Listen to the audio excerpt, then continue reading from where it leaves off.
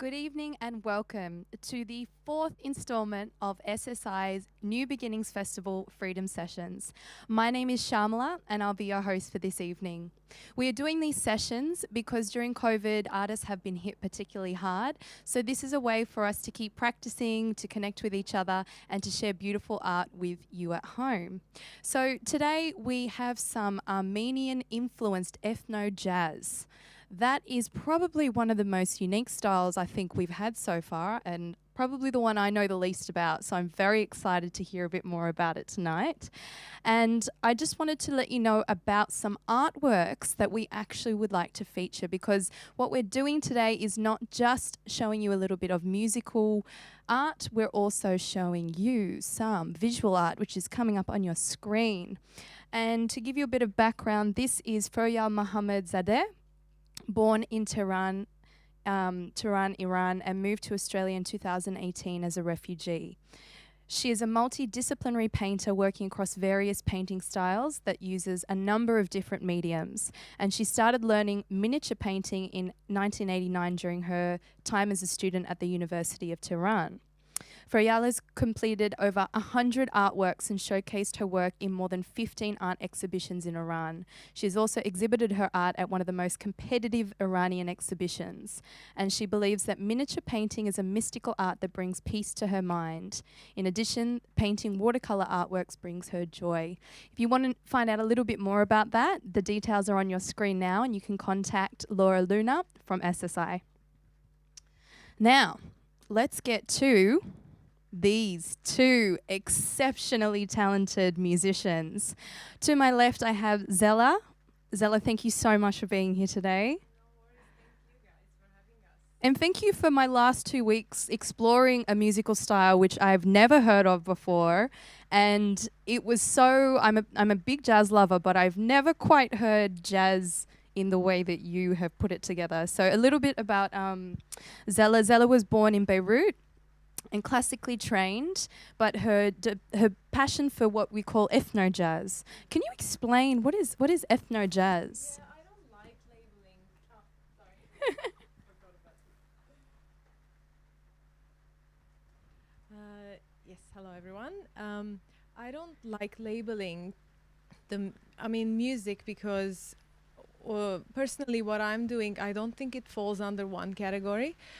So it is called jazz because I guess it is infused with jazz harmonies, and improvisation tends to lean a bit towards more jazzy improvisations, if I'm putting that correctly. Yeah. But because it uses ethnic cultural motifs, in my case Armenian, and it's fused with folk, that's why I guess it's ethno-jazz.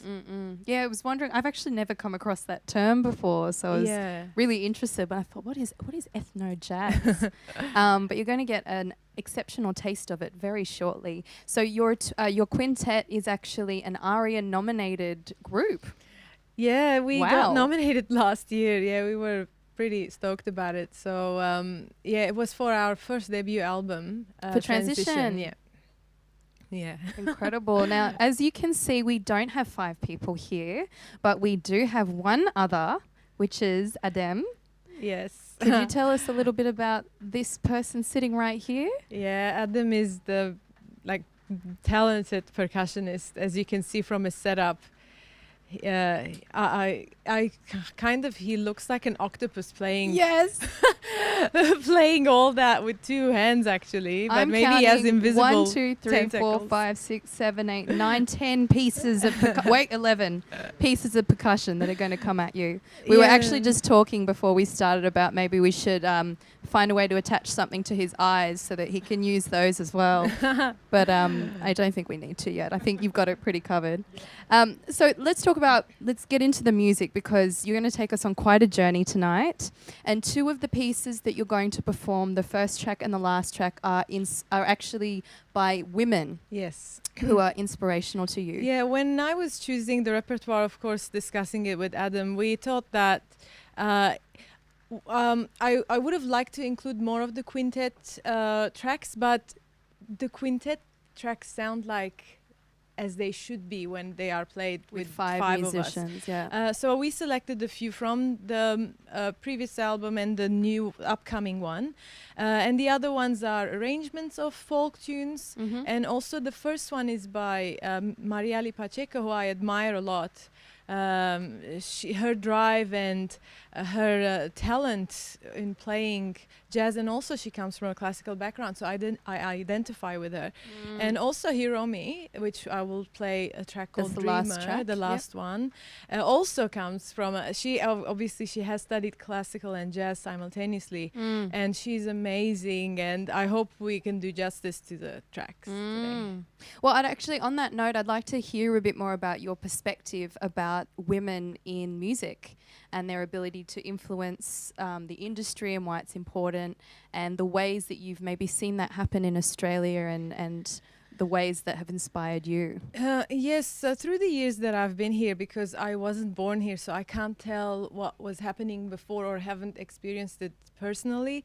But when I came here, for me, the community, especially the jazz community, for me, it was a place of comfort for me. Maybe it might not be the case for everyone. I think it was just because do you mean musically? Women. Ah, yeah. Because of the women. Yes. Because I know that there are lots of issues that we should discuss that happen in every area of an industry or whatever. But just to talk about my personal experience, for me it was positive because it gave me an opportunity to go for what I wanted. And so far, everyone has been amazing.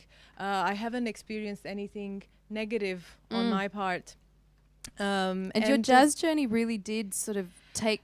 Yes, it happened largely in Sydney, didn't it? Exactly. Yeah, of course, in Sydney. And one of the first workshops that I attended was the women's jazz workshops by Sydney Improvised Music Association, and the founder of which is Sandy Evans. Yeah. So Sandy Evans, for me, is a great example of how a woman can contribute to the scene. And also having Judy Bailey as my first mentor, the things that the career that she has had and still has, and also lots of other my mentors. I don't want to name names because there are lots of women who inspire me. Even my the colleagues who I work with, who I play with, they are all inspirational to me. You learn things from everyone if you're open, and I think that was the best thing for me, is to hear others' vulnerabilities and strengths, and also share and discuss how to improve, how to learn from each other, how to inspire, encourage each other. And I'm sure that all of those experiences are in your music as well, in a way that perhaps other people can't express it the same way, that female experience. Exactly. I think Australia gave me that comfort zone. I felt comfortable. That's why I had never composed before, ever in my life. But you had trained like crazy classically. I had trained in classical music. Since the age of 4, can we just say at home? 4 years old. It doesn't, I mean, back then I thought, I was always a creative person, but and I knew at one point in my life that if I switched to this area, to this field of music, I would be able to experience that joy that I was always looking for in music. I always loved music, even classical performance, but there was something that wasn't letting me be myself. Yeah. Jazz is pretty special like that. Yeah, it's freedom. For me, for everyone, I'm pretty sure, but really for me, it just gave me jazz freedom. Is freedom. Yeah. Well, I think that's a beautiful introduction. I want to let your music do the talking now. So this first track is? Metro by Mariali Pacheco. Thank you.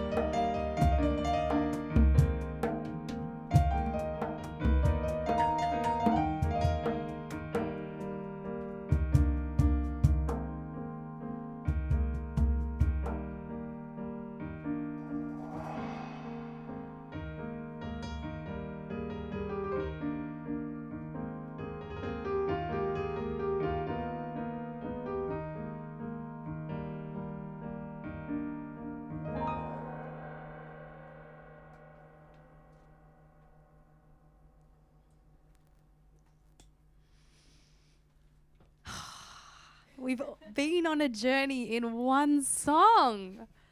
Wow. That is called The Good That Exists.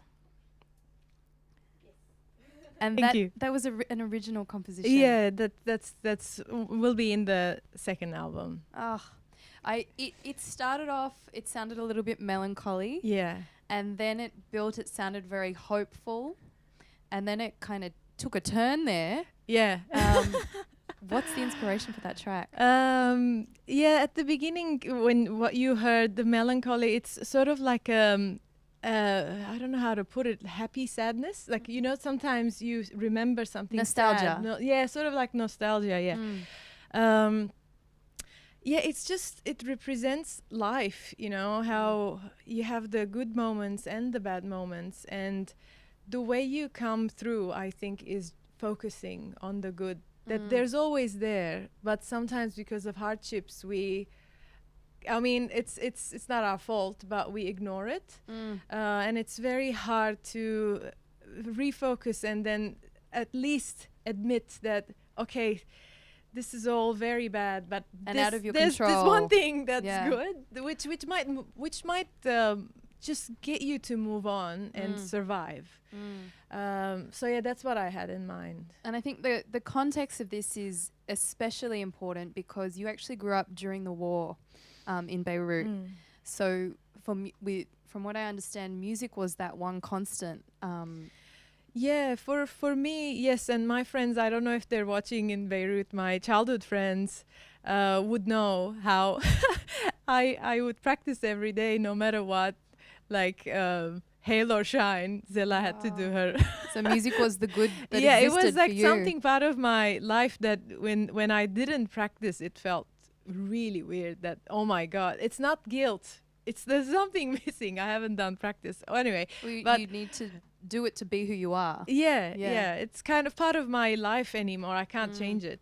But yeah, in during the war, yes, I grew up in war, but it was on and off. Like I was born during the war intermittently. There was war, and then there wasn't. And then I remember our childhood and my generation. We missed out on a few things because our lives weren't regularly planned. There was always something that interrupted the flow of it. But anyway, we were resilient, and you know, as you know, anyone growing up, and I'm pretty sure in every country there are hardships, but we kind of got used to it, you know.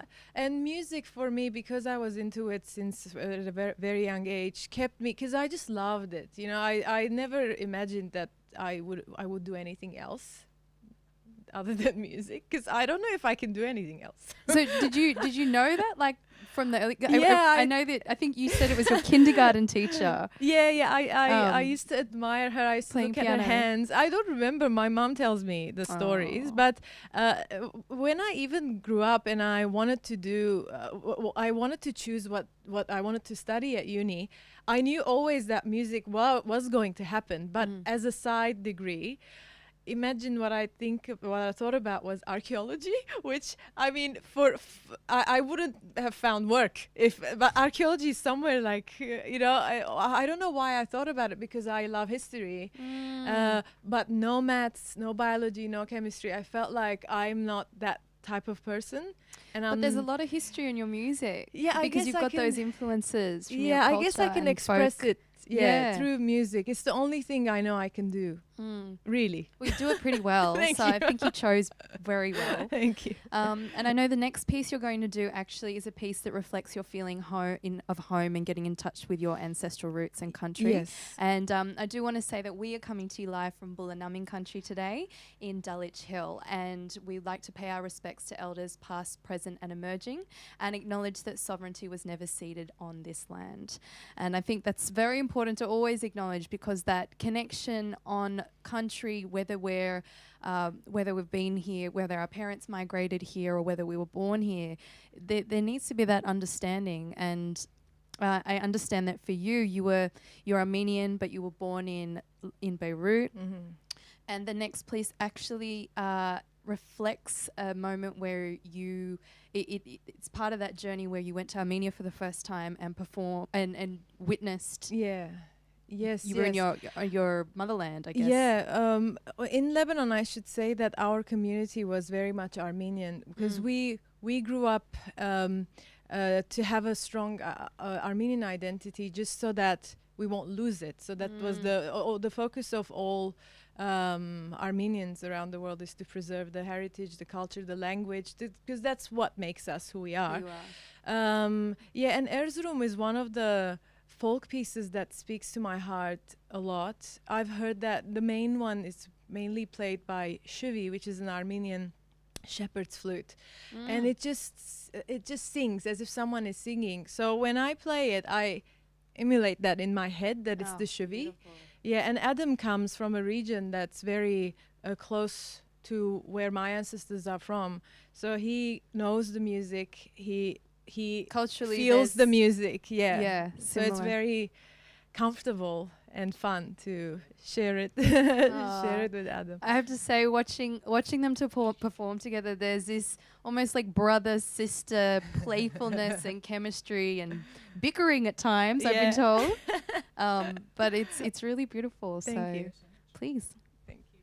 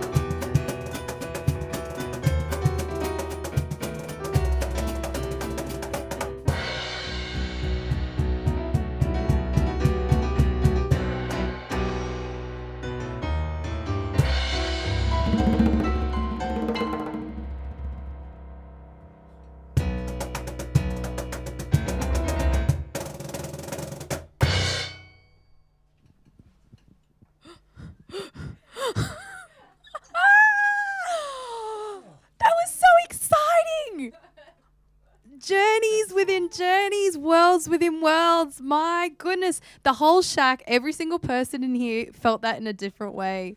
We got Lucky on sound over there, swaying from side to side.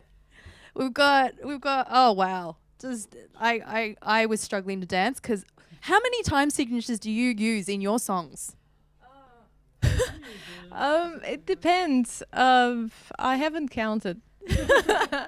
No, but I shift when I write because it just the melody comes in that sort of time signature, and then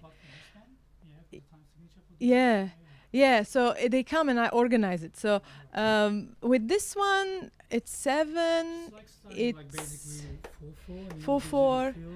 And then some we have like 7. 7. Wow. So for anyone trying to dance at home, don't feel bad if you got lost because I've been listening to your music for the last week and just when I'm like, oh, something changed. Can't do that anymore. But it's great. Thanks. Just wanted to say that this one I wrote it for Adam because Dume, the name of the piece, is his nickname.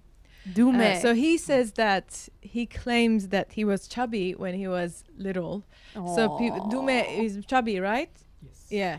So that's what it means. Yeah. So I don't believe him, but that's what he says. Yeah, maybe a couple of. We'll give you a couple of years. And that's solo. What were you playing? And what was that musical? I mean, Pick anything around. this Yeah. is my main instruments. Okay. So it's Egyptian and Arabic and Turkish. We all actually play these instruments, but it's actually the Egyptian instrument. So it's called darbuka. In Darbuka? Egyptian, darbuka. We call darbuka in Turkish. And Darbuka. then darbuka, yes. And then in Egyptian they call sometimes tabla. Tabla. So Oh, that's there are a why lot I of was different feeling names, it. Yes. Yeah. And then some of the different techniques actually look. So Egyptians are playing with the different techniques, and we actually play with the different techniques. So this is the instruments. I think when I started to play these instruments, I was 8. And my brother actually discovered me. I was tapping my laps, and then he says, "I think you're gonna be a percussionist." I was like, "What is percussion?" I think you can play Like- anything. I think you can make sound out of He anything. plays on A4 paper, so. You do? Yeah, he So makes everywhere, percussion wherever sounds. I found with a the place. paper, with the So piece. yeah, and then my brother actually got me the drum. It was too small. It was my size when I was a little boy, and then I was putting on my laps like this, and I was playing it. So when I grew up, so you learn this, the techniques, everything. So yeah. That was This is the really one. special. Thanks We so were much. we were hypnotized, Thank you so genuinely. much. Oh, very big compliment. Everyone was Thanks just, so much. what is Cheers. happening? And well, I think that's a nice little segue into telling us a bit about your quintet and how you formed, because obviously we have 2 out of 5. Yes. So our quintet is comprised of Adam Yilmaz, Alexander Inman Hislop on drums, Jacques Emery on double bass, and Stuart Van de Graaf on multiple saxophones and clarinet. That sounds like a very diverse collection of people as well as I'm music. so happy and lucky that we are a team together, and we do it out of love and respect towards one another. We got together when I started writing at the con, and when I heard that my mentors were encouraging me, and whoever was listening to the pieces, they were excited. I said, okay, why not? I'll record the pieces. So I knew Adam and his brother back then in an ensemble, from an ensemble. So I asked them, and then I asked Alex, who was with me in class at the con. When Adam's brother left to Germany, Stuart Van de Graaf joined us, which was the best pick because he has done his masters on microtonal Arabic, like his thesis was on Arabic music. Microtonal Arabic music was his thesis. He plays microtones on the saxophone, so he knows quite well how this music is, like the Armenian music or Middle Eastern. If I put some nuances and certain things in the music. So yes, that's how we came about, and we did the first few recordings, and then we recorded the album actually a year later. And can I say that album is available on Spotify? It's called Transition. Zela Margossian Quintet. Yes, absolutely. And for today as well, sorry I didn't say this earlier, if you are having any trouble with listening through your TV, this is probably best heard through your earphones. So if you are listening on your phone, you will have a better listening experience if you do plug it in and get that music stream straight to your brain and your mind. Now, the next track is a track about the journey you've been on with the quintet. I wrote this actually I wanted to describe through the music a journey, like really you're in a car and you're driving in scenic nature, but you're going towards a destination. We don't know what the destination is, but we're going somewhere which feels nice. The journey's fun. Yeah. And special. So that's what this one describes. Take it away.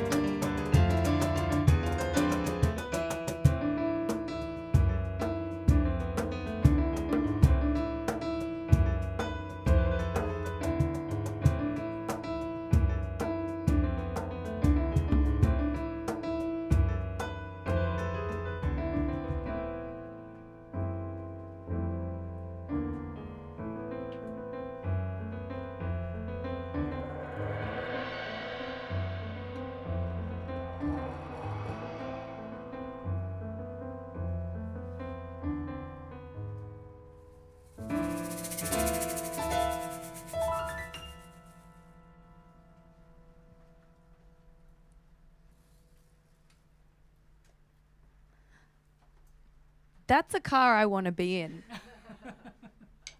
That's a great journey. Highs and lows, and we don't know where it goes. Now, I know the next song, we're going to actually change things up a bit because the next song has a very different tone to it and a lot of history and significance for you. Could you tell us about it? Yes, this next one is an arrangement of a song I used to sing when I was very young during the war in Beirut. Back then it was sung by a 4-year-old little singer, yes, who's very famous in Lebanon. And she, in the song, her father has written this song. She asks for the world to look at Lebanon and give a helping hand and bring peace back to Lebanon. So imagine I was that young singing this song, and still to this day, when the explosion happened a month ago in Lebanon, I don't know, I started remembering this song, and I wanted to pay tribute and show solidarity, and I decided to arrange this song. It's not a much different arrangement. It's just more a little bit different, tiny bit different. So yeah, it was a tragic event, which I think it was like the cherry on top for all the 45 years. We're talking about 45 years. So I could feel the trauma of the people, because it comes back. You actually feel it emotionally. And you empathize with them. But me being here, I didn't know what to do, except we help financially, of course, and spreading awareness. So that's why I posted this one with the quintet. Was they said yes immediately, because 2 years ago we played at the Beirut Jazz Festival. So the boys have seen, we have walked next to the port where the explosion was. We stayed in the area, Mar Mikhail, which was devastatingly damaged the most. So they could feel it as well. So and you all have a personal connection to this now. Yes. So that's why it was very special for me and for the band to do something about it and spread more awareness of what's going on in Lebanon. Yeah, and that it has to stop. Sometimes you say a big disaster is the beginning of a new beginning. Yeah, beginning of a new beginning, a start of a new beginning.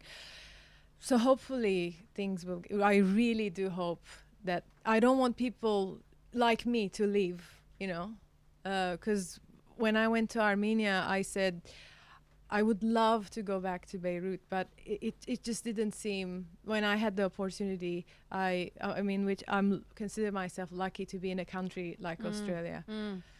Yeah. And what's the name of this piece? It's in Arabic. It's Atuna Tufuli, which means give us our childhood.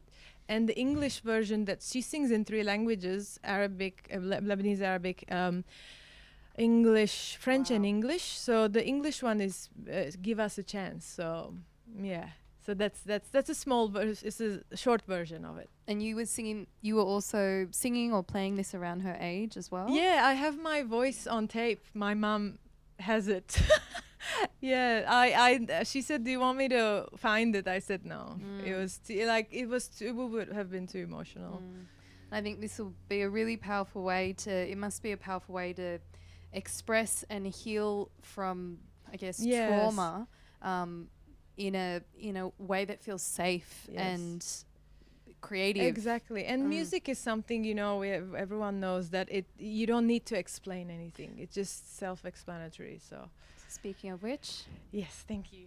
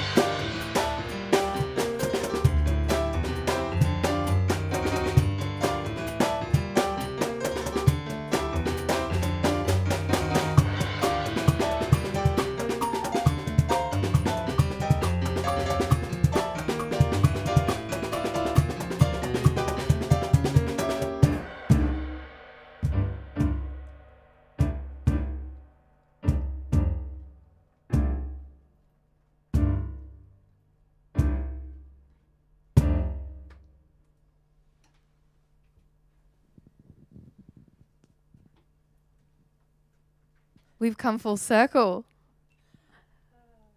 So that was another piece that was by an inspirational woman. Yes, so Hiromi. we finished as we've started, paying tribute to women. Women, yeah. Yeah, big inspiration. And that piece is called Dreamer. Dreamer, yes. Yeah. It's such a like an energy. It has energy, this piece. It does. We love playing it. Towards the end, I just thought, how is this the last piece? I'm like ready to get up now. No, thank you, really. Thank you so much, Settlement Services International, to have us in this freedom sessions. It means a lot to us. We really had fun preparing for this. Yeah, it was a good, yeah. That's so true, isn't it? The preparation process is just as enjoyable as the actual performance. And I think that's maybe what people who aren't artists might not understand, that the entire process of getting a gig, preparing for the gig, doing the gig, all of it is what we get our joy from. And you've taken us on so many different journeys. You've expressed your heritage, you've expressed your creativity. I'm pretty convinced you have more than 10 fingers. or there was a point where I'm like, no, that's it. There's some extra finger that pops out there. No, maybe I'm just thinking maybe I'm not playing just myself. Sometimes someone's helping me when I'm wow. playing. So, I believe that. I believe that. But thanks for inviting us. Thank you so much. It was a pleasure to perform as a Geo. Quintet, but it's really like thankful for Zela. It's always challenging, for me to play. Zela's no. It's just you can do anything. Still learning, so no, he does beautiful. anything. Nah. Thank you. He's just saying that he can do everything. No, thank you guys. Thank you, the crew and everyone. Yeah, Rafa. absolutely. Yeah, thank you. Pleasure. It's been wonderful, and hope you continue doing this because it's so good and so professional, and it looks amazing. Like I could see myself in the screen. Tiny desk, get your heart out. Tiny desk. I know we love the tiny shack. We're coming to you from the tiny shack. No, thank you, Wordplay Studios. Thank you, Wordplay Studio. Thank you, Buzz Speaker Hire, bringing the sound to you. And as you said, a huge thank you to Settlement Services International, without whom we could not do these sessions. This is the online version of the New Beginnings Festival, and unfortunately, this is our second last one. Yeah. So I hope you enjoyed that. We've been on such a journey. The next one is in 2 weeks. It is on the 18th of September. And it is going to be really special because this artist, Jamaz on Mars, is a saxophonist, hip-hop artist. Oh, what is it? Jamaz is so many things. So young, so talented, an advocate as well for so many different things. I don't want to tell you too much because that session is going to be really special, and it is our last one. So tell your friends, please tune in, and thank you for supporting artists during this time. We hope that you have gotten as much out of it as we have right here in the shack. Thank you very much, and good night. Thank you.